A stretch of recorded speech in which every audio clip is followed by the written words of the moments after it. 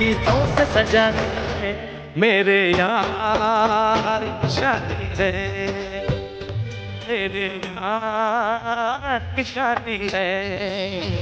Hello, আসসালামু আলাইকুম। সবাই কেমন আছেন? তো আজকে চলে আসছি আমি আমার ফ্রেন্ডের বিয়ের সাথে দেখি আমার বান্ধবী লাল টুকটুকি বউ সেজে বইসা আছে। মাশাআল্লাহ অনেক সুন্দর লাগতেছে। তো আমরাও সবাই জনে, জনে ছবি তুলে ফেললাম বান্ধবীর সাথে একে কইরা, কারণ বরযাত্রী আসলে তো আর সময় পাবো না। এর মধ্যেই দেখলাম জামাই চলে এসেছে। জামাই তো মাশাআল্লাহ অনেক সুন্দর, বান্ধবী অনেক জিতছে। তুমিও হাইসো না, তুমিও জিতছো আমার বান্ধবীর পাইয়া। মধ্যে শুরু হয়ে গেল গ্রামের বিয়ে, সেই ঐতিহাসিক স্প্রে মারা, ভূত বানাই দিতেছে একেকজন আরেক কইরা। বেচারা জামাইরে রাইখা সবাইরেই মাখছে, শুধু জামাইরেই মাখতে পারলো না। সামনে আসতেই দেখলাম ট্রাফিক জ্যাম লেগে গেছে, কারণ অনেক মানুষ ছিল। এরপর দেখলাম সেই শুভ মুহূর্ত চলে আসছে, সবাই মোনাজাত করে তাদের জন্য দোয়া করতেছে এবং তারা জানি হ্যাপি থাকে। বান্ধবীর জন্য দোয়া টোয়া করে আসলাম আবার ছবি তুলতে, বান্ধবীর এবার বাইরে নিয়ে আসলাম। আমরাও একটু মিষ্টি মিষ্টি ছবি তুললাম, ভিডিও করলাম। এদিকে দেখি জামাইবাবু খাইতে বসে গেছে।